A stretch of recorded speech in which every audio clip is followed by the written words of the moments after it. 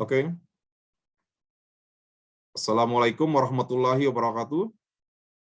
Saya melihat di sini sudah 67 orang terkumpul hari ini. Mungkin yang belum hadir sekitar 5 orang ya.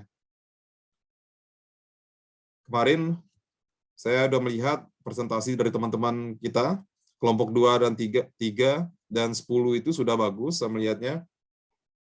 Tentang pemahaman bagaimana teman-teman membaca bab tentang neraca pembayaran Indonesia. Kalau saya menerangkan isi buku itu kepada kalian, atau membacanya lagi kemudian menerangkan lagi, itu sama kayak saya mendongeng kepada anak-anak yang pemahamannya sudah di taraf mahasiswa, seperti itu. Makanya teman-teman saya paksa untuk membaca buku tersebut dan mempresentasikan. Karena presentasi itu adalah bagian, walaupun kalian membaca sebuah presentasi, tapi itu menggambarkan sebuah pemahaman kalian. Dan dari nadanya pun akan terlihat sebuah pemahaman. Cara orang membaca akan beda. Nada membaca seorang anak SMA, kuliah, SMP, dan kita bisa nilai seberapa besar pemahaman dia atas apa yang dibacanya.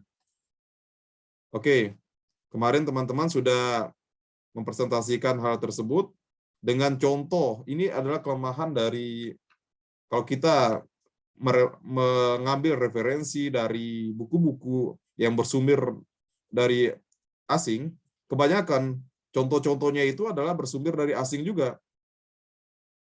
Misalnya, kemarin yang banyak di neraca pembayaran Amerika Serikat, kemudian neraca pembayaran Inggris, Eropa, segala macam. Sedikit sekali buku-buku asing itu membahas tentang negara-negara seperti Indonesia. Kalau kita melihat kekuatan Indonesia yang dengan ekonomi yang begitu besar dan peran Indonesia yang juga begitu besar di dalam perdagangan internasional, di mana komoditi-komoditi utama dunia seperti CPO, kemudian batu bara, dan lain-lain itu adalah berasal dari Indonesia, berkontribusi besar. Indonesia adalah penghasil CPO terbesar dunia, kemudian karet, kemudian kakao, dan lain-lain. Dan juga Indonesia secara makro ekonomi itu masuk dalam 20 besar negara dengan ekonomi terbesar dunia. Tetapi seringkali buku-buku internasional ini malah mengambil contoh negara-negara yang kontribusi ekonominya kecil di dunia. Termasuk Luxembourg lah diambil negara kecil lainnya. Sementara kita adalah anggota G20. Itu suatu kebanggaan bagi Indonesia sebagai negara yang dipandang penting ekonominya dalam kancah ekonomi internasional. Nah, kemarin kalian belajar secara teori. Hari ini saya akan menunjukkan kepada teman-teman neraca pembayaran Indonesia yang dicatat oleh Bank Indonesia dan lembaga-lembaga terkait seperti BPS, dan bagaimana BI mengacu pada manual book-nya pencatatan neraca pembayaran internasional ini, yaitu BPM namanya. BPM 6. Itu yang dipakai juga oleh negara-negara lainnya di dunia. Artinya manualnya itu sama. Ketika kita membaca neraca pembayaran internasionalnya Indonesia dan negara lainnya, apabila dia mengacu pada manual yang sama, itu akan akan lebih mudah karena sama saja. Oke. Nah, teman-teman ketika melihat suatu data perdagangan, data apa saja yang ada di BPS, walaupun teman-teman ini bukan berasal dari prodi statistik, di mana mereka diajarkan cara menghitung data-data tersebut, data-data statistik, data-data pembayaran, moneter, segala macam itu, mereka diajarkan cara menghitungnya. Sementara teman-teman di ekonomi maupun di pendidikan ekonomi adalah sebagai pengguna data, sebagai peneliti yang akan mengcombine data tersebut menjadi sebuah analisis yang kemudian bisa dipakai untuk sebuah kebijakan. Nah, hari ini saya akan menunjukkan kepada teman-teman bagaimana BI mencatat neraca pembayaran internasional yang disusun dalam sebuah metadata. Tentunya metadata ini berisikan bagaimana mereka mencatat. Teman-teman sudah terbiasa dengan data-data dari BI? Sudah suka buka? Gilang Pramudia?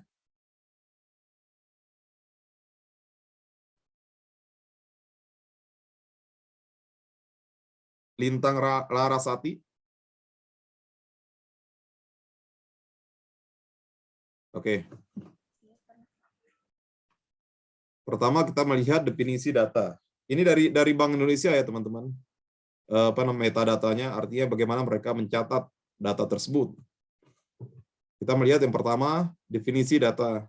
Statistik neraca pembayaran Indonesia, atau biasa kita kenal dengan NPI, merupakan catatan atas transaksi ekonomi yang terjadi antara penduduk dengan bukan penduduk. Ini hal mendasar yang harus kita pahami. Orang Indonesia, penduduk Indonesia, dan bukan penduduk Indonesia pada suatu periode tertentu. Ini cakupan-cakupan datanya. Nah, ini dia.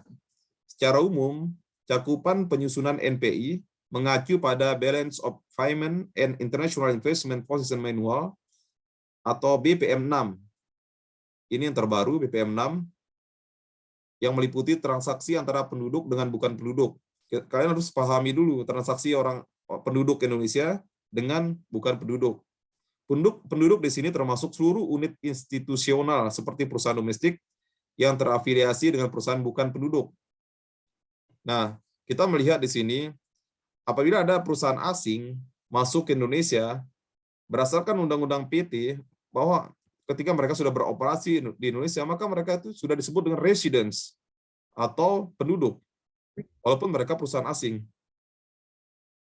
Kemudian ada teritori enclave penduduk di luar negeri, misalnya kedutaan, zona bebas kawasan berikat yang masih berada dalam kawasan bea dan cukai, serta pekerja yang berada di luar negeri untuk sementara waktu. Pekerja migran, itu dicatat juga di dalam neraca pembayaran. Kemudian, cakupannya lagi ada transaksi berjalan, mencakup ekspor dan impor barang. Nah, ini dia yang penting jasa. Nanti akan terlihat bagaimana pentingnya jasa dalam neraca pembayaran Indonesia. Kemudian ada pendapatan primer serta pendapatan sekunder. Kemudian transaksi finansial meliputi investasi langsung, investasi portofolio derivatif finansial, dan investasi lainnya di luar cadangan devisa dan kredit atau pinjaman IMF yang disajikan sebagai komponen tersendiri. Kemudian ada transaksi barang. Transaksi barang mencakup transaksi ekspor dan impor barang dengan barang dagangan umum, atau kemudian mass non-moneter, kemudian barang yang dibeli dengan moda transportasi di pelabuhan, atau good procure import by carrier. Kemudian ada transaksi jasa, mencakup ekspor dan impor jasa manufaktur, jasa pemilik, ini kemarin jasa, walaupun di dalam BPM6 ini, definisi jasanya agak sedikit berbeda dengan CPC yang ada di GATS WTO, tapi pada intinya cuma perbedaannya itu ada di agregasinya saja, tetapi secara secara prinsip sama. Ekspor impor jasa manufaktur, jasa pemeliharaan dan perbaikan, jasa transportasi, jasa perjalanan travel, kalau di CPC namanya jasa pariwisata, kemudian jasa konstruksi. Sebagaimana kita ketahui bahwa perusahaan konstruksi Indonesia juga ada yang membuka atau beroperasi di luar negeri sebagai salah satu bentuk ekspor jasa di bidang jasa konstruksi, karena dia mengirimkan uang hasil usahanya ke Indonesia atau keuntungannya ke Indonesia. Kemudian ada jasa asuransi dan pensiun, ada jasa keuangan. Ini banyak sekali, hampir semua jasa yang ada di CPC itu juga dimuat di dalam BPM6. Kemudian selanjutnya ada transaksi pendapatan primer, meliputi transaksi penerimaan dan pembayaran kompensasi tenaga kerja.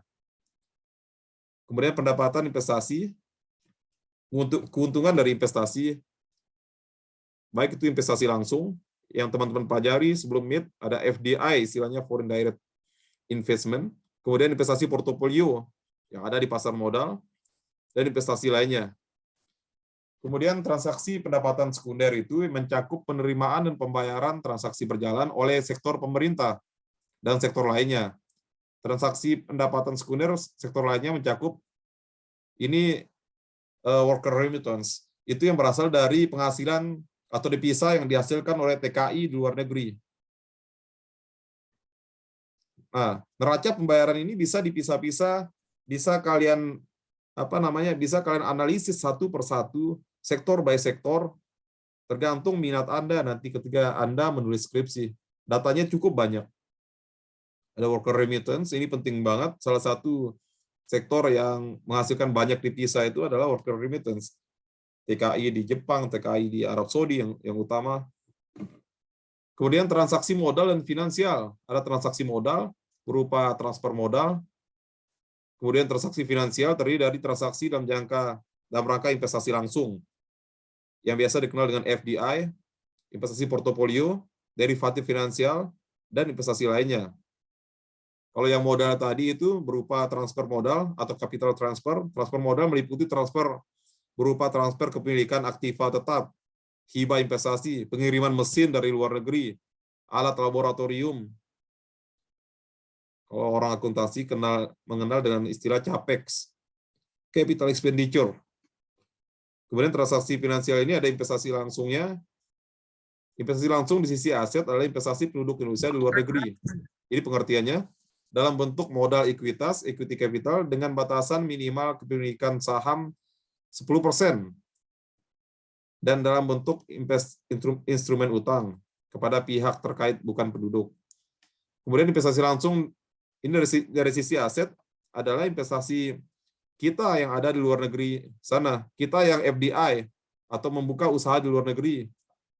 Dengan cara penduduk Indonesia itu memiliki saham di luar negeri itu pada perusahaan luar negeri itu minimal 10%. Itu baru tercatat dalam transaksi investasi langsung yang dicatat dari sisi aset.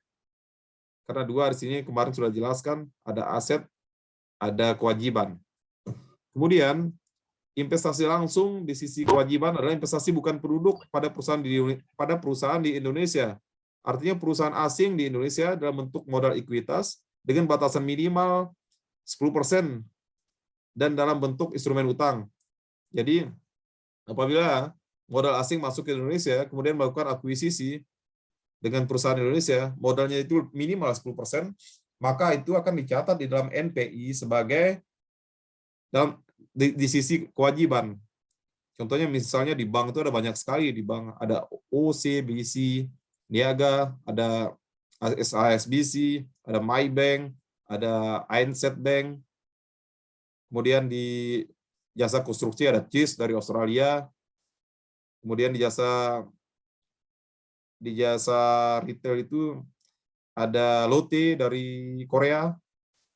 Itu dicatat sebagai investasi langsung di sisi kewajiban.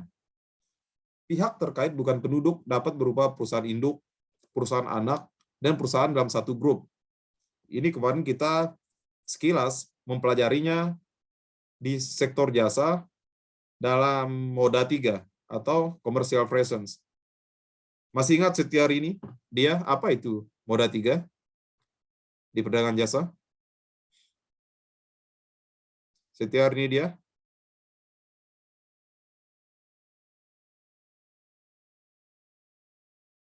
Teman-teman PJ, kalau saya panggil, Pak, itu tidak menjawab, itu dianggap tidak hadir ya? Iya, Pak. Ya. Itu enggak penting kalian bisa menjawab atau enggak. Itu untuk melihat apakah kalian masih monitor atau tidak. Ya. Terima kasih Syafina. Saya disajikan berdasarkan prinsip aset dan kewajiban sesuai dengan BPM 6 tadi. Untuk keperluan analisis data, data investasi langsung disajikan pula berdasarkan arah investasi atau directional principle sesuai dengan konsep BPM 5. Ini ada dua konsep ya, yang terbaru ada BPM 6, namun ada juga yang masih mengacu pada BPM 5. Nanti teman-teman kalau iseng, buka saja itu prinsip-prinsip pencatatan akuntansi negara dalam BPM 6 dan BPM 5. Investasi berdasarkan BPM 5, investasi langsung ke luar negeri atau direct investment abroad adalah investasi penduduk Indonesia, sama saja pengertiannya tadi, pada suatu perusahaan di luar negeri yang ditandai dengan adanya transaksi awal atau initial transaction kepemilikan saham minimal 10%. Kemudian investasi langsung di Indonesia, penanaman modal langsung di Indonesia atau inflow FDI itu oleh perusahaan asing yang membeli saham perusahaan Indonesia minimal 10%. Atau bahkan dia membuka usaha baru di Indonesia dengan kepemilikan saham olehnya 100% atau whole equity. Kemudian ada modal ekuitas, ada istilah-istilah di sini. Teman-teman dicatat ya. Modal ekuitas atau equity and investment fund shares mencakup ini yang modal ekuitas ada kepemilikan saham dan laba yang ditanamkan kembali. Jadi ketika mereka untung, uangnya tidak dibawa pulang ke luar negeri, tapi dicatat diinvestasikan lagi. Apakah dalam bentuk working capital atau modal kerja atau dalam bentuk pembelian mesin atau capital expenditure. Prinsipnya seperti itu. Kemudian data investasi langsung, baik sisi aset maupun kewajiban mencakup investasi yang terjadi pada semua sektor ekonomi, termasuk sektor minyak dan gas. Rincian data investasi langsung di Indonesia menurut negara asal, sektor ekonomi, dan cross tabulation menurut negara asal dan sektor ekonomi merupakan rincian data investasi langsung berdasarkan konsep BPM 5, yaitu berdasarkan arah investasi, apakah keluar atau ke dalam. Seperti itu. Ini lagi istilah yang wajib diketahui teman-teman yang pelajari perdagangan internasional. Ada investasi langsung, ada namanya investasi portofolio. Investasi portofolio ini di sisi aset mencakup transaksi akuisisi yang dilakukan oleh penduduk terhadap surat-surat berharga berbentuk saham atau surat hutang jangka panjang maupun pendek yang diterbitkan oleh bukan penduduk. Misalnya pengusaha Indonesia membeli saham perusahaan asing di pasar modal Amerika misalnya, di pasar modal Malaysia seperti itu. Yang diterbitkan oleh bukan penduduk artinya bukan penduduk Indonesia, karena pengertian penduduk teman-teman sudah mengerti apa itu warga negara apa itu penduduk. Mungkin kalian baca sendiri aja ya. Pemegang KTP itu intinya mudahnya pemegang KTP itu penduduk kan. Orang asing juga punya KTP di Indonesia. Nah, yang membedakan itu mereka status kewarganegaraan. Kalau mereka tinggal di Indonesia, mereka pegang yang namanya KITAS atau kitab, kartu izin tinggal sementara, kartu izin tinggal tetap, itu bisa mendapatkan KTP mereka. Walaupun paspornya itu paspor luar. Nah, itu disebut dengan residence. Jadi di dalam pencatatan ini bukan warga negara, tetapi penduduk, istilahnya penduduk. Bisa dilihat pengertian penduduk nanti selanjutnya. Walaupun dia warga negara asing, bisa juga dia adalah penduduk. Karena dia punya KITAS dan kitab, dan telah tinggal mungkin lebih dari 6 bulan, dan punya KTP. Sedangkan membedakan warga negara itu adalah, tetap aja di paspornya itu, menggunakan paspor asing. Kemudian di sini ada derivatif finansial, mencakup instrumen finansial yang dikaitkan dengan instrumen finansial tertentu, indikator atau komoditas, dan instrumen finansial ini risiko finansial tertentu seperti risiko suku bunga dan nilai tukar dapat diperdagangkan di pasar finansial atau transaksi derivatif finansial hanya mencakup sektor bank. Kemudian ada investasi lainnya. Di sisi aset mencakup transaksi pemberian pinjaman dan tagihan lainnya pada bukan penduduk. Sementara investasi lainnya di sisi kewajiban mencakup transaksi penerimaan pinjaman dan kewajiban lainnya kepada bukan penduduk termasuk alokasi SDR dan dari IMF. Kemudian transaksi cadangan devisa. Nanti hari ini teman-teman saya minta kelompok selanjutnya nanti yang belum itu kelompok 3 ya. Pokoknya yang belum apa namanya, yang belum presentasi hari kemarin, semuanya keroyokan ya, 3, 4, 6, 7 segala macam ya. Tidak apa-apa. Kalian akan membahas tentang kurs hari ini. Nur Muhammad Ilham Irwana kelompok 6 belum kan? Mana Nur Ya, Pak. Muhammad. Hadir, Kemudian Pak. ada ya, oke. Ada Ahmad Sopian. Ada Egy Prasetya. Nanti teman-teman keroyokan untuk membahas tentang kurs ya. Saya minta presentasinya lebih bagus lagi karena melibatkan banyak kelompok. Nah, ini ada cadangan devisa atau reserve asset transactions, mencakup transaksi penerimaan dan pengeluaran yang dilakukan oleh Bank Indonesia dan pemerintah terkait dengan cadangan devisa resmi Indonesia. Ini sumber-sumber data NPI itu bisa kalian lihat dari Kementerian Keuangan, Direktorat Bea dan Cukai, kemudian Direktorat Jenderal Pengelolaan Pembiayaan dan Risiko, kemudian dari Kementerian Energi dan Sumber Daya Mineral, SDM, kemudian lembaga-lembaga lainnya. Ini adalah metodologi dalam penyusunannya.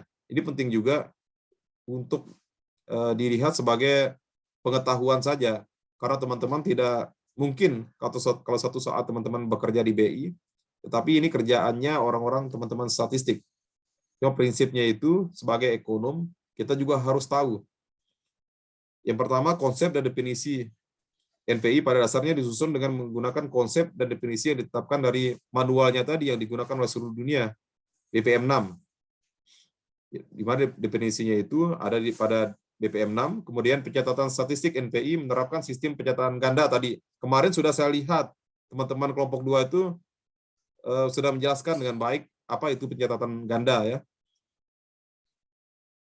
Sudah di rekaman. Kemudian transaksi finansial mencatat transaksi aset dan transaksi kewajiban secara terpisah, khusus untuk investasi langsung atau FDI. Disajikan juga data menurut konsep. Jadi investasi langsung ini atau direct investment ini ada dua hal yang kalian harus pahami. Ada FDI, foreign direct investment, ada DDI, domestic direct investment, yang dilakukan oleh pengusaha-pengusaha penduduk Indonesia. Kemudian ini juga pengertian, kalian juga saya minta untuk membaca juga BPM 6, apa sih pengertian penduduk? Sejalan dengan yang diatur oleh BPM 6 dan terkait dengan unit institusional yang memiliki pusat kepentingan ekonomi di dalam teritori Indonesia. Pelaku transaksi NPI adalah semua penduduk Indonesia yang bertransaksi dengan bukan penduduk. Kemudian transaksi NPI didefinisikan sesuai dengan BPM 6, yaitu transaksi yang menimbulkan perpindahan kepemilikan aset dan kewajiban dari penduduk kepada bukan penduduk, atau sebaliknya vice versa. Sebagai contoh, transaksi mencakup pertukaran dan transfer tanpa kompensasi, dan cadangan devisa didefinisikan dengan menggunakan konsep kontrol efektif otoritas moneter dan ketersediaan untuk digunakan dari cadangan devisa tersebut. Transaksi investasi langsung diestimasi dengan menerapkan batasan minimal 10% kepemilikan modal perusahaan oleh investor asing dan disusun menggunakan konsep investor langsung, immediate investor. Ini klasifikasi sektoralnya untuk untuk dipahami teman-teman. Itu ada unit institusional pada dasarnya digabungkan dalam dua kelompok besar. Jadi tadi sudah secara penduduk dan bukan penduduk pelakunya. Secara institusional ada dua kelompok besar. Ada pemerintah, ada swasta. Sektor publik itu ada pemerintah dan otoritas moneter. Itu dalam hal ini pemerintah itu eksekutif, bisa jadi pelaksana itu Kementerian Keuangan, dan otoritas moneter, yaitu Bank Indonesia, kemudian ada OJK, makroprudensialnya itu dipegang oleh Bank Indonesia, mikroprudensialnya dipegang oleh OJK. Kemudian ada sektor swasta, bank dan sektor lainnya. Selain didasarkan pada klasifikasi standar BPM 6, transaksi dapat diklasifikasikan lebih lanjut berdasarkan antara lain. Yang pertama, ekspor dan impor barang yang dikelompokkan menurut 2, migas dan non-migas. Di samping itu, ekspor barang juga dikelompokkan berdasarkan komoditas per sektor dan negara tujuan. Jadi bisa dipecah-pecah lagi ya. Ini luas banget, tapi yang akan saya sajikan di sini adalah agregasi. Agregasi dalam ekonomi artinya pengelompokan sektor barang, non-migas. Sementara impor barang dikelompokkan menurut golongan penggunaan barang dan negara asal. Kemudian selanjutnya, transaksi investasi langsung di Indonesia dirinci berdasarkan negara asal pemegang saham. Ini tadi sudah kita bahas di atas. Sektor ekonomi perusahaan investasi langsung di Indonesia, serta cross tabulation sektor ekonomi. Dan negara asal pemegang saham perusahaan investasi langsung di Indonesia, termasuk negara-negara ASEAN. Transaksi investasi langsung di Indonesia tersebut disusun menggunakan konsep, untuk investasinya masih menggunakan konsep BPM 5, sedangkan yang transaksi lainnya menggunakan prinsip BPM 6, yaitu berdasarkan arah investasi, keluar atau ke dalam. Namun, demikian, proyek konstruksi berjangka panjang belum dimasukkan dalam komponen investasi langsung, dan biaya lisensi untuk penangkapan ikan belum dimasukkan ke dalam transfer berjalan. Di Indonesia ini dulu ada banyak sekali kapal-kapal penangkapan ikan besar yang berinvestasi di Indonesia. Dulu ada namanya PT Irian Marine, ada Irian Fishing dari Jepang, itu luar biasa besarnya yang mengambil ikan di Indonesia kemudian dibawa langsung ke Jepang. Ini belum dimasukkan ke dalam transfer berjalan. Itu contoh-contohnya teman-teman di lapangan. Kemudian basis pencatatannya ini bisa teman-teman lihat, pada dasarnya nilai suatu transaksi NPI itu sebagaimana diatur dalam BPM 6 dihitung dengan menggunakan harga pasar, tetapi belum diterapkan secara menyeluruh. Bisa nilai, bisa harga pasar. Harga pasar artinya sudah ada transaksi. Misalnya teman-teman punya rumah. Rumah itu berdasarkan penaksiran kalian nilainya 500 juta misalnya itu. Itu sebuah nilai dari properti kalian. Tetapi apabila ada yang membeli rumah tersebut seharga 450 juta, berarti harga pasarnya itu 450 juta. Harga pasar ini seringkali lebih rendah daripada nilainya. Seringkali seperti itu. Yang sudah transaksi itu namanya harga pasar, sudah terjadi jual beli. Kemudian transaksi ekspor dan impor barang dicatat berdasarkan nilai FOB, free on board. Ini ada CIF, ada FOB, nanti teman-teman tidak perlu belajar di sini. Saya akan membaca sendiri apa itu perbedaan FOB dan CIF. Pada dasarnya, FOB dan CIF ini mengenai siapa yang harus menanggung biaya asuransi dari pengiriman barang. Itu secara umum. Kemudian, yang paling penting lagi dalam NPI ini adalah NPI itu dihitung oleh BI dalam juta dolar, karena nilainya besar sekali. Ini satu kelompok transaksi dari sebuah negara, makanya besar sekali. Bayangkan saja kalau dirupiahkan ini ada berapa nolnya. Dalam dolar aja masih dicatat dalam juta dolar. Kemudian pencatatan transaksi belum sepenuhnya dilakukan secara aktual. Data transaksi jasa yang bersumber dari laporan lalu lintas devisa LLD dicatat pada saat settlement transaksi terjadi atau cash base. Untuk instrumen finansial yang berbunga, accrual bunga diaproksimasi, dividen dicatat pada saat aktual dibayar. Jadi dividennya itu apabila perusahaan-perusahaan itu membayar dividen ke pemiliknya itu baru dicatat. Sedangkan yang masih ada di laporan keuangannya itu belum ada transaksi, masih belum dicatat.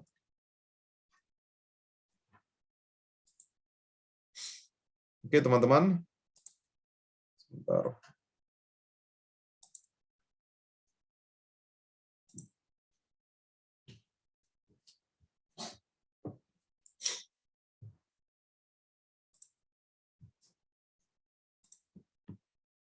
Sampai sini apa saya terlalu cepat? Terlalu cepat ya? Oke. Nanti misalnya kalau ini belum mengerti, nanti kita akan ke contohnya ya, kan lebih mudah. Ini saya menyampaikan bagaimana sebuah data itu disusun. Makanya agak sedikit saya percepat aja. Kemudian praktek konfigurasinya, nanti teman-teman bisa baca sendiri. Ini tadi yang saya bilang itu ada FOB, ada CIF, Cost Insurance and Freight. Ini kalau nggak, yaitu digunakan untuk mengkonversi nilai impor CIF ke FOB.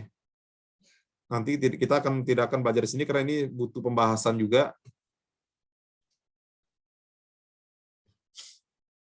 Ini ada macam-macam sekali. Ada integritas data, akses data. Ini teman-teman bisa ngambil datanya di sini, di Seki. Oke. Nah, dari metadata ini ada yang masih, jika kalian menemukan sesuatu yang mungkin bertentangan atau belum kalian mengerti dengan presentasi kelompok 2, 3, dan 10 kemarin, silakan kalau ada yang ingin berkomentar atau bertanya.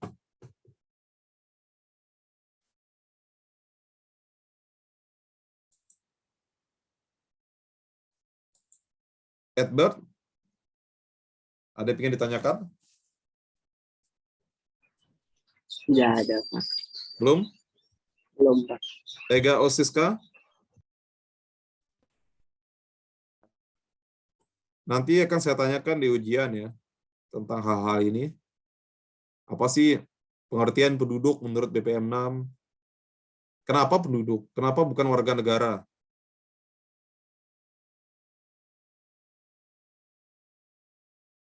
Karena prinsipnya siapapun yang datang ke Indonesia, berusaha di Indonesia, harus kita perlakukan sama.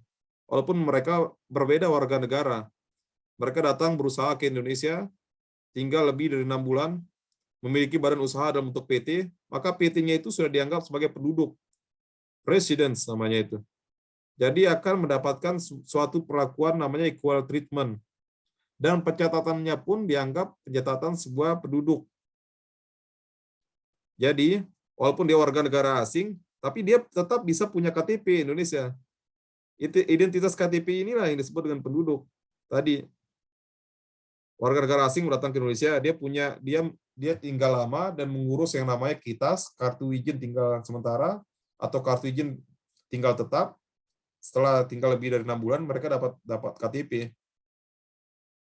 Kalau orang Indonesia, WNI, sudah pasti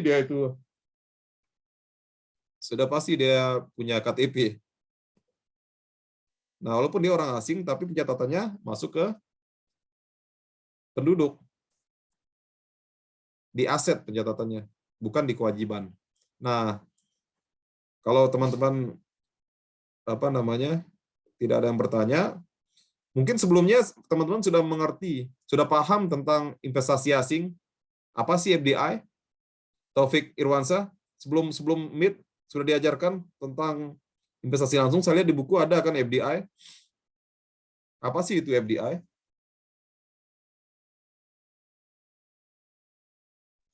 Sudah, Pak. Sudah? Apa itu FDI?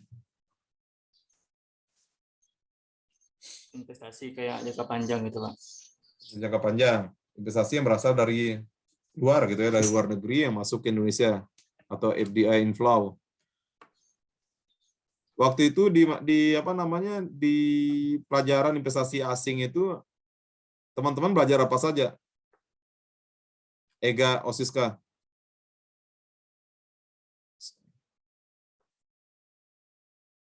Apakah diberikan contoh siapa sih yang memegang FDI di Indonesia, yang memegang modal di Indonesia itu siapa saja sih? Ada nggak diajarkan di situ?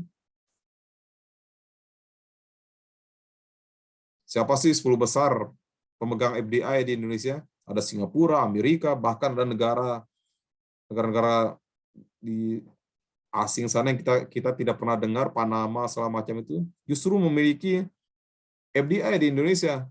Uang-uang tidak jelas yang mungkin hasil pencucian uang dibawa ke British Island sana. Kemudian British Island itu menginvestasikan lagi ke Indonesia dalam bentuk terutama di bidang pariwisata, hotel gitu kan. Kalau kita lihat loh, kok negara sekecil itu bisa punya modal di Indonesia. Nah, teman-teman mahasiswa ini harus jeli melihat hal ini. Kalian bisa buka data-data investasi. Banyak suatu keanehan-keanehan yang terjadi. Tetapi dalam buku biasanya selalu yang diutamakan itu investasi-investasi barat. Sumber-sumbernya dari Amerika, investasi di negara Latin, seperti itu ya. Teman-teman sudah membaca bab itu?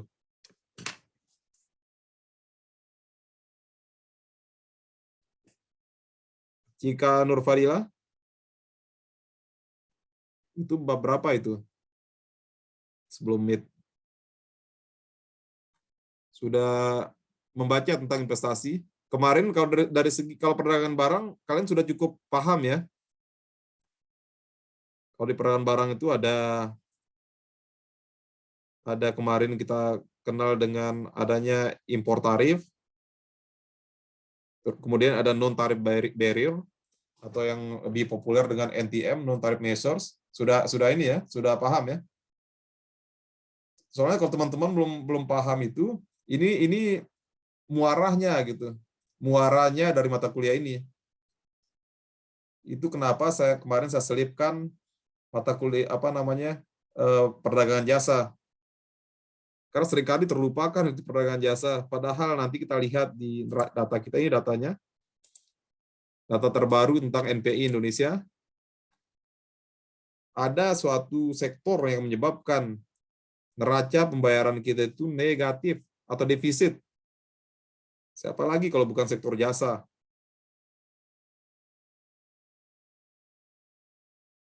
Ini datanya yang terbaru.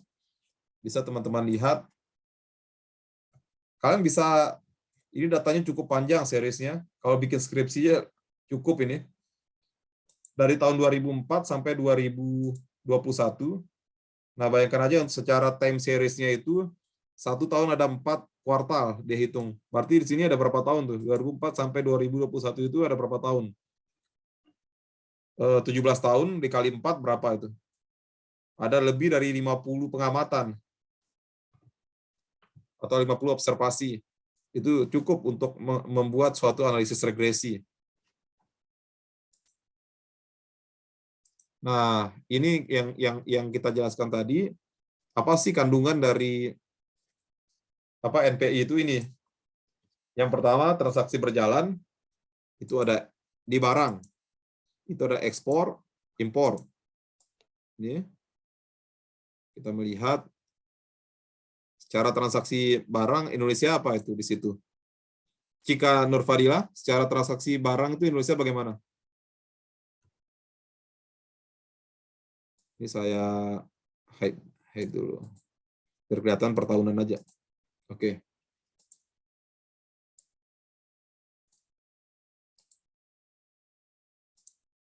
Kita bedah satu-satu neraca pembayaran Indonesia. Ini barang. Kelihatan nggak teman-teman? Kelihatan? Bagaimana itu? Jika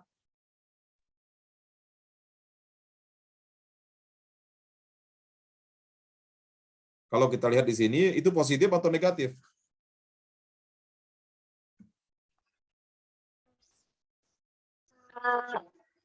Ada yang positif, ada negatif, Pak. Tapi di tahun 2021 positif. Nah, berarti sebagian besar positif ya, kecuali di tahun 2018. Positifnya cukup signifikan di situ, 43.000 juta. Berarti tambah nolnya 6 itu berapa tuh? 43 miliar ya. Iya. 43 miliar. Nah, dari segi sektor perdagangan barang, Indonesia itu ya artinya aman. Tetapi transaksi berjalan kita bagaimana transaksi berjalan kita ini?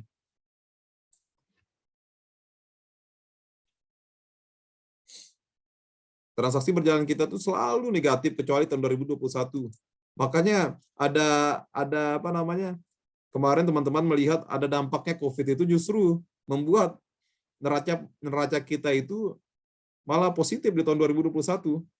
Nah, kalau kita lihat itu dari segi barang ya sehat, positif gitu kan. Nah, sekarang kita lihat ini A ini artinya ini anak-anaknya ini agregatnya sudah ditambah semua. Nah, ini anak-anaknya. Ini anak-anaknya sampai sini itu. Ini komponen-komponennya. Kalian bisa lihat di sini untuk barang itu, misalnya terjadi negatif di tahun 2018. Siapa biang keladinya gitu? Terlihat di sini. Terlihat nanti di sini ya. Kemudian transaksi berjalan untuk kelompok A ini aman gitu. Nah, kalau kita lihat di jasa, nah ini dia. Di barang tadi hampir semua positif, di jasa ini pentingnya sektor jasa ini. Bagaimana generasi-generasi kita itu harus paham tentang sektor jasa, karena kita ini banyak kalah di sektor ini. Ekspor kita itu jauh lebih kecil daripada impornya. Hal ini yang menyebabkan ini penyumbang transaksi berjalan kita itu negatif, itu adalah sektor jasa. Selalu negatif dalam berapa tahun, 6 tahun terakhir. Kalau kita lihat sebelumnya juga, di 10 belasan tahun terakhir, selalu negatif, teman-teman. Selalu negatif. Ini dia. Kita selalu negatif. Ini yang menyumbang defisit transaksi berjalan kita adalah sektor jasa. Sektor jasa. Teman-teman lebih senang makan makanan yang sushi daripada makan makanan Indonesia. Lebih senang nonton film barat daripada nonton film Indonesia. Sedikit tidaknya itu akan berpengaruh ke neraca pembayaran kita. Coba saya tanya teman-teman. Di antara teman-teman ini yang suka masakan Indonesia itu ada berapa orang? Coba angkat tangan. Coba bandingkan dengan makanan Korea.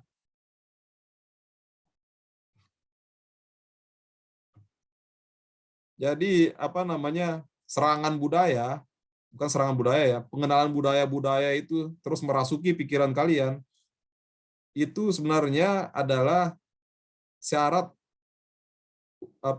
motif ekonomi itu. Kenapa mereka berinvestasi di budaya? Oke, teman-teman tidak secara langsung kalian suka Korea, tidak secara langsung kalian menggunakan mobil Hyundai atau Kia. Tetapi dalam kebiasaan hidup kita sudah terpatri di dalam ingatan itu, wah enak nih makan di restoran Korea. Kalau kita lihat restoran-restoran Indonesia yang tradisional, kalau di mall-mall ya, itu sepi. Coba kita lihat di restoran Korea, itu antrinya panjang. Atau restoran Jepang, antriannya panjang. Kalau restoran itu dimiliki secara langsung oleh asing, kemudian uangnya itu keuntungannya itu ditransfer lagi ke negara asalnya, itu akan menyebabkan impor jasa kita semakin besar. Itu salah satu contoh kecil. Mungkin di sini itu di jasa ini bukan hanya restoran ya, ada banyak, ada lagi kegemaran kita berobat ke luar negeri di bidang sektor kesehatan. Kita lebih percaya rumah sakit di Singapura daripada rumah sakit kita sendiri. Dan orang-orang itu belanja ke sana itu pakai dolar, pakai devisa Indonesia. Kemudian lagi kita walaupun yang paling besar di sini itu ada juga penyewaan pesawat juga, itu signifikan banget. Nah, itu satu-satu kita bedah tadi. Ini faktor utama yang menyebabkan transaksi berjalan kita negatif. Walaupun di tahun 2021 ini masih bisa ditanggulangi oleh ekspor barang kita yang cukup besar. Kemudian di sini, ini dia. Impor jasanya itu luar biasa besar ya. Kemudian ini ada pendapatan primer tadi, sudah jelaskan di dalam data manualnya SEKI, metadata. Ini transaksi modal. Ini transaksi finansial. Teman-teman lihat, transaksi finansial kita masih aman, masih positif. Kalau kita lihat di sini investasi langsung, aset kita itu investasi langsung itu ya cukup aman juga, masih positif.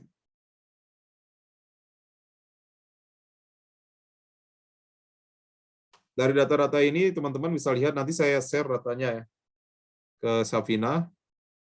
Teman-teman itu bisa mengambil atau nanti kalian cari sendiri aja deh datanya biar kalian berjuang.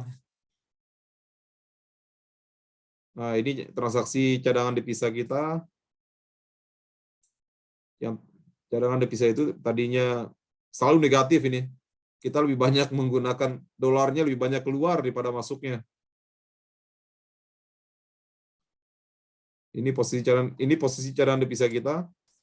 Indonesia saat ini punya uang asing sebesar segini. 144 miliar dolar. 144 miliar dolar.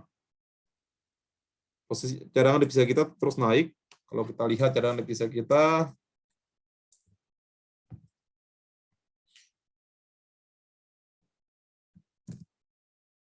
waduh, data-datanya itu kuartalan soalnya. Kuartalan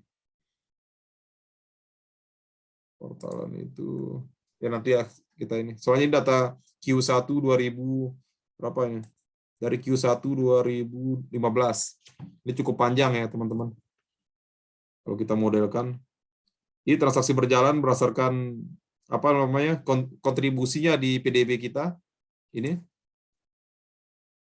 Kemudian rasio pembayaran hutang. Ini semuanya tercatat di sini.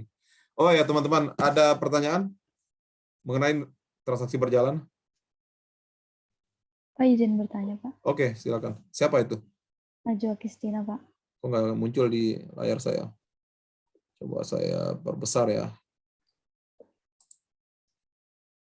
Silakan. Tadi alasan kalau pada saat COVID itu malah jadi positif itu yang di barang itu karena ini apa? Pembelian barang-barang yang berkaitan dengan kesehatan atau ada alasan lain, Pak? Kalau alasannya kita lihat nanti di berita ya. Kalau kita lihat di data, kita lihat di data di sini. Yang pertama, yang menyebabkan ini positif itu apa saja? Kalau lihat di data dulu sebelum kita browsing sama-sama apa penyebab utamanya. Kalau kita lihat ada penurunan dari jasa dulu. Dari jasa itu ada penurunan ekspor dan penurunan impor. Mungkin jasa ini apa namanya tidak ada peningkatan ya, malah menurun kalau jasa. Kalau kita lihat sesuatu di barang. Di sini ini ekspor barang itu ada peningkatan yang luar biasa di barang. Di ekspor barang. Ini faktor penyelamatnya itu adalah peningkatan ekspor yang meningkat hampir 2 kali lipat di barang. Kalau kita bedah di sini. Dari 28.000 di tahun 28 miliar di tahun 2020 menjadi 43 miliar di tahun 2021. Ini penyebabnya ekspor kita lebih banyak daripada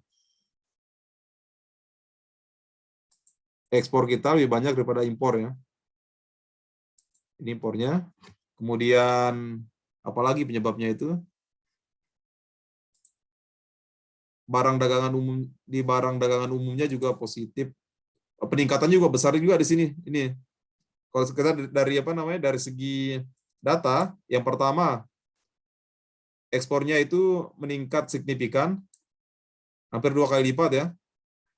Sementara impornya itu ya juga meningkat tapi tidak setinggi peningkatan ekspor. Itu yang terjadi. Peningkatan impornya juga nggak begitu besar. Kemudian kita lihat di barang dagangan umum. Di sini juga peningkatan ekspor juga. Jadi kita itu malah mengambil keuntungan dari COVID ini dengan peningkatan produk-produk kita. Produk-produk kita banyak dibutuhkan di saat COVID gitu. Ada peningkatan CPO, ada peningkatan bahan baku industri.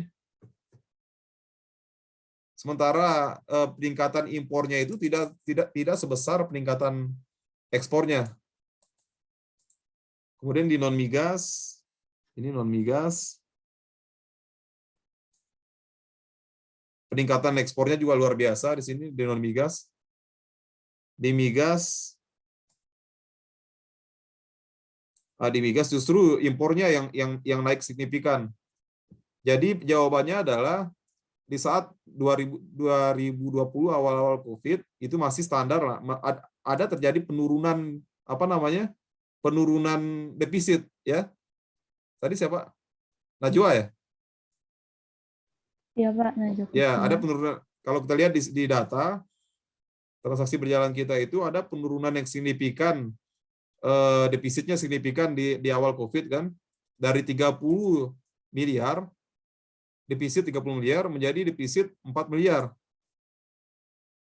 Hal itu karena yang pertama didorong oleh perdagangan ekspor barang. Ekspornya itu cukup tinggi peningkatannya untuk barang yang ekspor FOB dari 3 miliar menjadi 28 miliar. Kemudian sementara impornya itu menurun. Waktu itu kan banyak ekonom yang bilang kan kita ini bukan bukan karena prestasi kita kita surplus perdagangan yang luar biasa di awal-awal COVID sampai sekarang, tetapi karena terjadi penurunan impor. Penurunan impor ini cukup signifikan, penurunan impor di awal-awal COVID. Ini. Walaupun kembali lagi normal, tetapi ekspor kita itu meningkat cukup signifikan. Kemudian kita bedah lagi satu-satu di barang dagangan umum, apa yang terjadi di situ? Bandingkan antara ini dan ini. Peningkatannya juga luar biasa ya. Dari 157 miliar menjadi 231 miliar.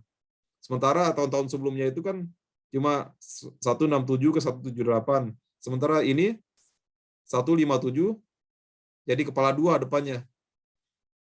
Kemudian non migas, kita non migas itu juga signifikan juga peningkatan ekspornya lebih besar, jauh lebih besar dari peningkatan impor.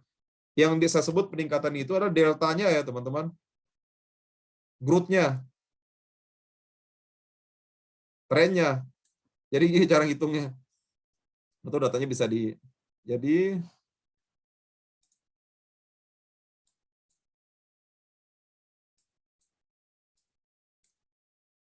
kita menghitung growth-nya.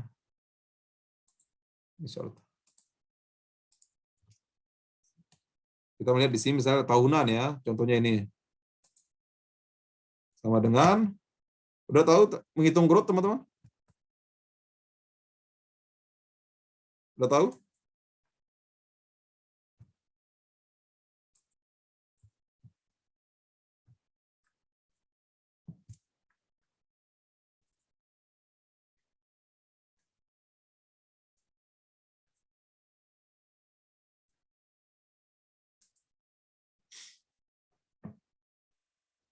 Nah, di sini bisa terlihat juga kalau transaksi berjalan kita itu turun 175%. Kemudian yang meningkat ini justru cukup signifikan dari tahun 2020 ke 2021 itu, yang signifikan peningkatannya itu adalah ini. Ini apa ini? Impor migas itu 89% peningkatannya. Sementara ekspor migas itu cuma 56%. Ini yang menyebabkan peningkatannya itu, peningkatan impor lebih besar dari peningkatan ekspor. Salah satu penyebab defisit juga, kita defisit juga di migas, kita lebih banyak membeli dari luar untuk migas. Ya dari di sini kita bisa lihat, kita jawab dengan data ya. Kalau mungkin orang yang tidak tahu data, wah kita akan menjawab dengan asal-asalan aja gitu ketika ditanya wartawan misalnya.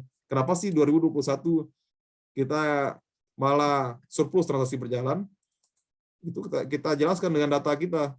Oh ternyata di tahun itu ekspor barang kita itu cukup signifikan peningkatannya daripada impornya. Ini tumbuh 42%. Walaupun impornya juga tumbuh 40%, tapi dibandingkan sebelum COVID ini, peningkatan ini cukup signifikan. Ini caranya. Kita bandingkan sebelum COVID ya. Dengan ya.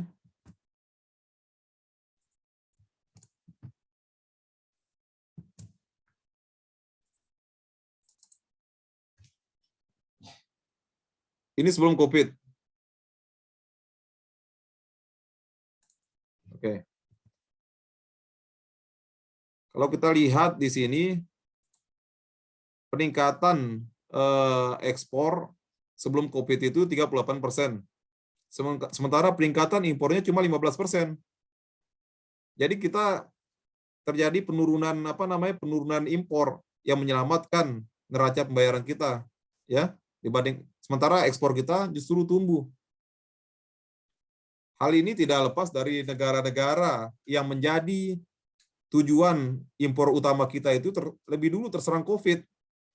Negara mitra utama kita kemarin sudah saya ini jelaskan ya. Negara utama kita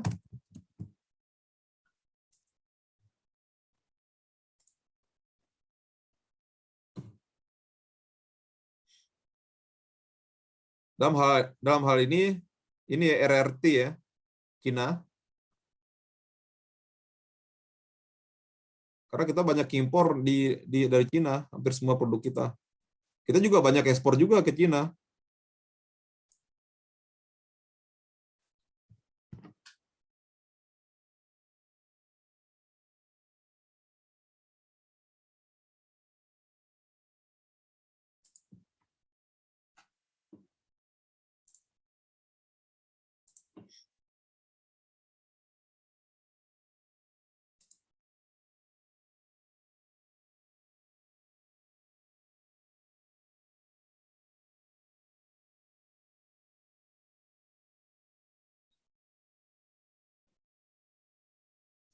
September, Juli, Januari, Juli. Oke, kita lihat di sini. Di awal-awal tahun 2020 ketika kita COVID. Kelihatan nggak teman-teman? Ini Agustus ya. Oh ini Januari, Agustus. Kalau kita lihat negara-negara utama kita tuh siapa di sini? Mitra utama Indonesia siapa, Wisnu?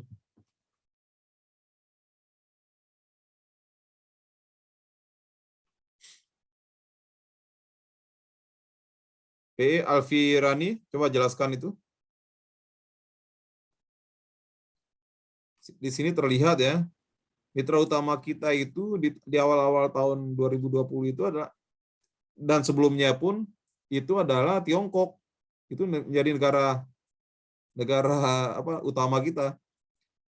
Kita ekspor non migas ke Tiongkok 17 miliar. Kita pada Januari sampai Agustus ini data biasa disebut dengan Jagus ya, Januari Agustus. Ada Januari Desember, ini sampai 8 bulan. Kalaupun kita lihat data data sepanjang tahun 2020, ini dia. Nah, ini dia. Di awal-awal masa pandemi itu, Tiongkok itu mungkin perekonomiannya lumpuh ya. Sehingga transaksi kita lebih kecil daripada biasanya. Kalau kita lihat di tahun 2020 ini aja, kita udah defisit cukup besar dengan Tiongkok. Hampir 10 miliar dolar. Ini dia. Sementara dengan Jepang itu kita masih masih positif 2 miliar, kemudian dengan Amerika kita juga masih cukup signifikan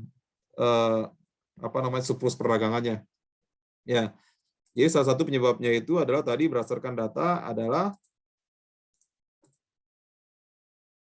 menurunnya impor, gitu.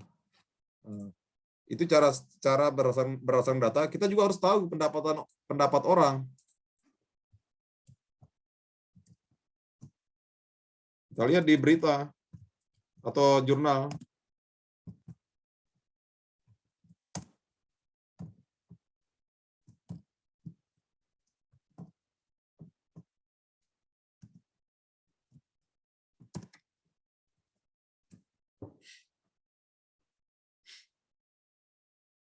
Misalnya ini.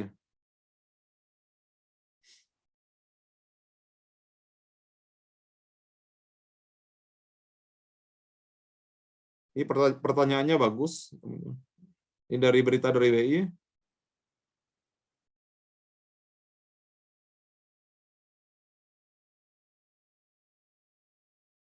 Ini dia. Ini tetap juga dia membahas membahas data juga, teman-teman. Membahas data, gimana sih posisi-posisi. Karena kebanyakan ekonom itu yang benar, yang tidak tersentuh mungkin dengan politik itu akan membahas data itu dengan data gitu. Ini. Atau kita lihat yang lain lagi.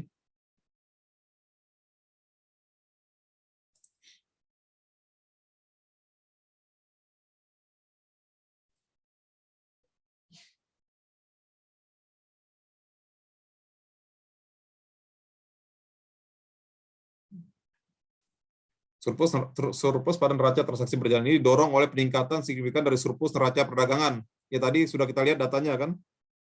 Datanya itu surplus. Ini datanya. Di barang itu kita surplus.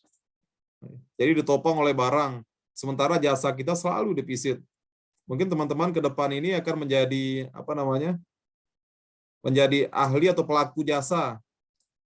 Makanya ekonomi kreatif, terus yang namanya startup terus didorong oleh pemerintah agar bisa kita berekspansi ke luar negeri. Kita melihat saat ini Gojek misalnya sudah buka di Vietnam, itu bagus.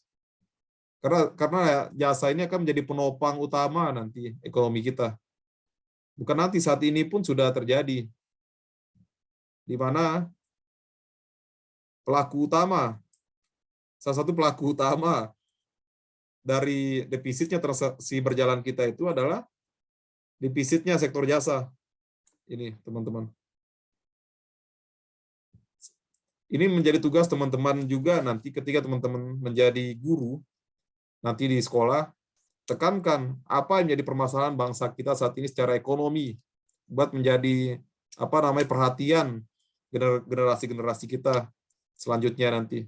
Anak-anak SMA, SMK,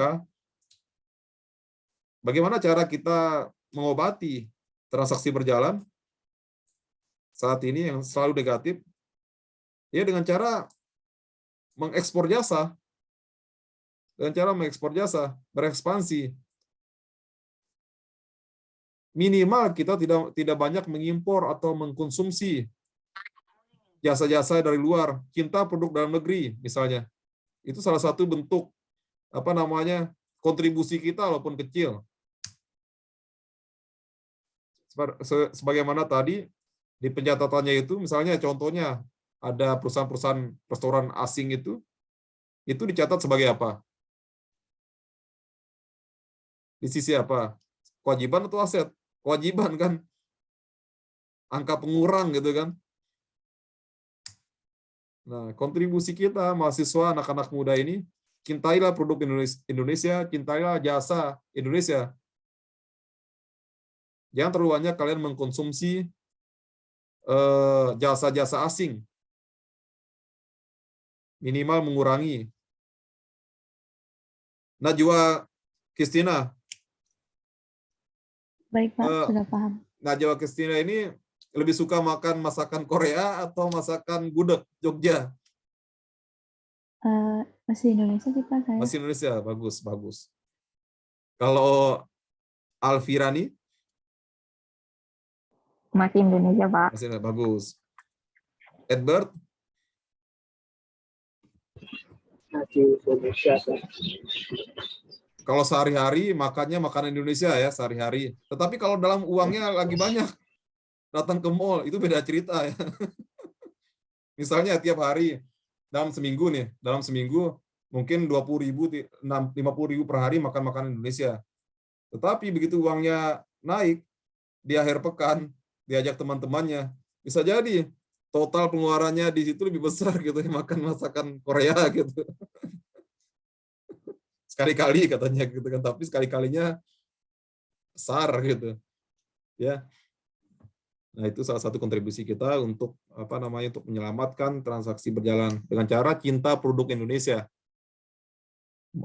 Makanya kemarin hal-hal yang ditekankan oleh Presiden Pak Jokowi itu selalu kurangi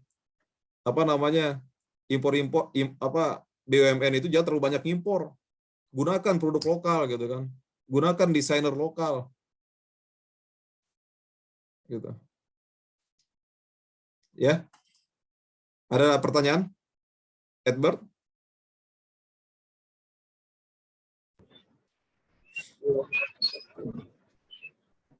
Belum? Apalagi nih? Pak. Ya. Izin Silakan. bertanya. Siapa itu? Oh, Alfirani. Dari kemarin saya lihat Alfirani ini bagus ya. Selalu menyalakan kamera, saya melihat. Dari awal pertemuan. Iya, izin sama bertanya Ega nih, Pak. juga, saya lihat Ega, Edward, siapa lagi tuh? Terus ada Sukarja ya? Ingat Sukarja? Silakan, Alfirani.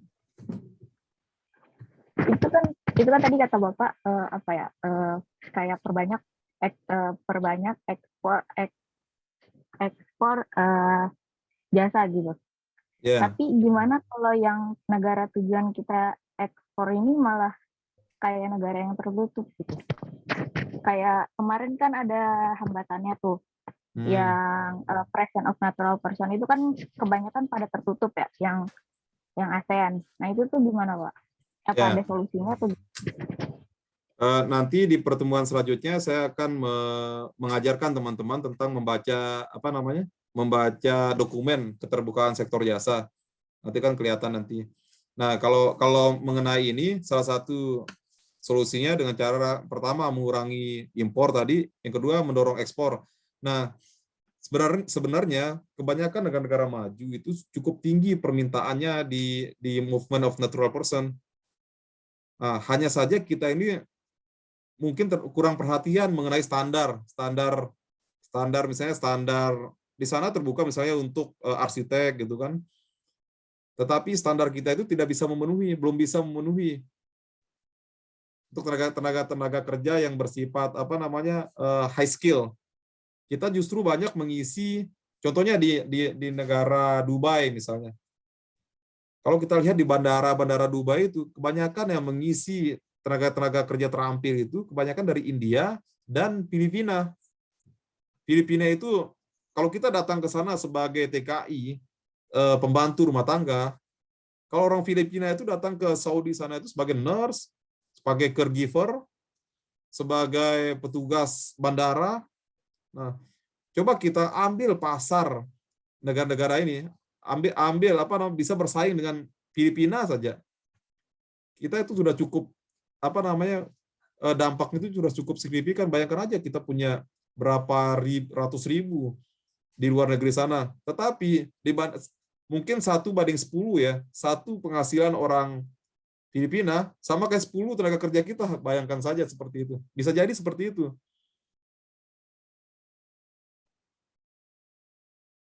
Standarnya tadi, yang kedua itu negara-negara kita ini untuk pengusaha kita untuk berekspansi ke luar negeri itu, saya melihat keinginannya itu kecil gitu dibandingkan orang-orang di luar sana.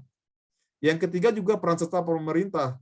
Tidak mungkin selama ini sektor jasa itu kurang diperhatikan. Saya dari Kementerian Perdagangan juga mungkin baru sekarang ini lebih diperhatikan.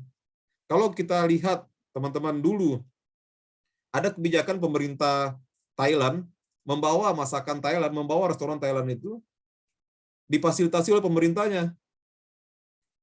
Datang ke Indonesia itu disewain tempat, mungkin kalau nggak salah gratis berapa tahun gitu. Mereka tinggal tinggal menjalankan usahanya. Sementara dari kita itu relatif tidak ada support. Ini kita dorong support untuk UMKM kita itu. Bayangkan teman-teman, kalau kita ke Malaysia itu, orang-orang Malaysia itu gemar sekali mengkonsumsi hal-hal yang berbau Indonesia. Ada ayam geprek, suka banget orang Malaysia kalau kalian teman-teman datang ke sana itu. Coba dikemas, misalnya perusahaan-perusahaan kita yang sudah siap ekspor kayak sederhana gitu, kita bawa ke Australia, kita perkenalkan di sana dari segi budaya, kita kasih subsidi tempat segala macam itu bisa membantu. Saat ini yang sudah ekspor itu baru retail, ya. Retail yang di Alfamart itu walaupun sudah 1000 gerai, sudah cukup signifikan juga di Filipina. Kemudian Wijaya Karya di Afrika Utara. Hampir semua proyek-proyek pemerintah di Afrika bagian utara itu, Aljazair, Libya, segala macam itu dikerjakan oleh Wijaya Karya. Nah, itu kan hasil keuntungan usaha mereka itu dikirim kembali ke Indonesia. Yang lain-lainnya hampir tidak terlihat. Kita melihat bank-bank kita pun nyaris tidak ada yang melaksanakan praktek perbankan secara semestinya di luar negeri gitu kan. Sementara kalau kita jalan itu ada Bangkok Bank, ada apa lagi itu. Ada Dutch Bank dari Jerman, banyak sekali itu. Sepanjang Sudirman itu kebanyakan teman-teman melihat malah apalagi asuransi. Sebagian besar asuransi di Indonesia ini itu salah satu impor. Teman-teman mungkin ada yang pakai Allianz, Manulife, segala macam itu adalah salah satu bentuk impor kita. Hampir semua asuransi kesehatan, asuransi kendaraan, segala macam itu berasal dari luar negeri, teman-teman. Coba kalian lihat sebutkan satu atau beberapa, itu pun tidak signifikan besarnya. Itu di jasa asuransi. Apalagi itu, di jasa perbankan tadi sudah, di jasa restoran kita melihat sudah dari zaman dulu banget gitu kan. Jasa restoran itu hampir sebagian besar brand-brand terkenal itu berasal dari luar ya. Walaupun ada juga yang dikalahkan oleh brand kita. Jeko, misalnya Jeko kalau nggak salah sudah buka di luar. Mungkin teman-teman cari sendiri Jeko yang punyanya Johnny Andrean itu udah berhasil mengalahkan pesaing Amerikanya dan Dunkin' Donuts kan di Indonesia. Nah itu bagus itu hal-hal yang kita bawa ke luar negeri. Kemudian kalau di fried chicken mungkin ya kita susah. Ada pemain besarnya di situ. Kalau kedai kopi, ya kedai kopi kita sudah ada yang startup yang kopi kenangan itu katanya sudah mengklaim unicorn kan. Walaupun pemodalannya itu dari luar juga. Pemodalan itu ada ada Serena Williams kan. Kalau nggak salah itu yang modalin kopi kenangan itu. Tapi itu bagus juga. Artinya suatu saat kalau modalnya sudah kuat kita bawa ke luar negeri. Di sini pun walaupun tidak selevel, kebanyakan kalau kita melihat gerai-gerai kayak Starbucks itu sudah mulai sepi ya. Kalau kita lihat orang kebanyakan ngantri di kopi kenangan. Rasanya lebih enak. Nah, itu teman-teman, pilihan teman-teman dalam membantu ekspor jasa kita untuk mengobati. Dari segi riset juga kan, dari segi riset teman-teman juga bisa berkontribusi nanti dalam membuat startup.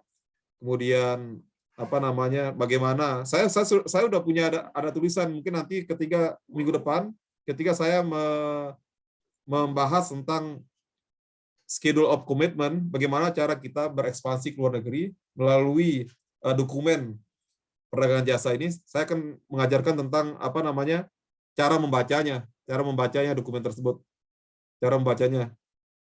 Nah, saya sudah buat tulisan juga yang dulu bagaimana Alfamart itu bisa ke luar negeri itu, bagaimana modal entry-nya, secara bisnis internasional, secara ekonomi internasional sudah saya bahas juga. Minggu depan akan saya dalami lagi itu, teman-teman. Saya harap teman-teman di sini itu berminat ya di ekonomi internasional, mungkin beberapa orang gitu kan. Untuk kita melakukan riset, kita lawan itu kita bangun kita bangun comparative advantage-nya Indonesia di semua sektor jasa. Kita temukan permasalahan-permasalahan mulai dari hal kecil, misalnya Edward melihat gaya hidup mahasiswa UNJ lebih banyak mengkonsumsi jasa asing atau jasa pribumi gitu kan, memberikan literasi kepada minimal di lingkungan terkecil kita gitu. Mungkin hari ini kuliah dari saya, nanti teman-teman itu silakan membuka-buka ya data-data yang ada di Seki. Teman-teman cukup klik Seki Bank Indonesia, di situ ada banyak sekali data series yang bisa kalian gunakan nanti untuk skripsi. Baik itu data perdagangan internasional, data dalam negeri, data moneter, data perbankan, semuanya ada di situ. Nanti kalau misalnya statistiknya, ekonometriknya saya yang ngajar, nanti sekalian saya akan minta satu persatu ke depan ya, untuk teman-teman membawa kasus yang sekaligus kita olah sama-sama.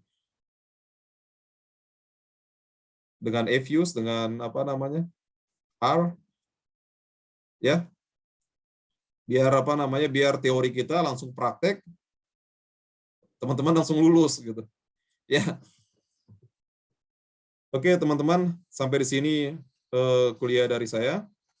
Saya harap teman-teman kalau misalnya ada yang belum mengerti tentang praktek bisnis dari ekonomi internasional ini, ataupun teoritis yang kemarin dibahas oleh teman-teman kalian, silakan di pertemuan selanjutnya kalian kita diskusikan sama-sama.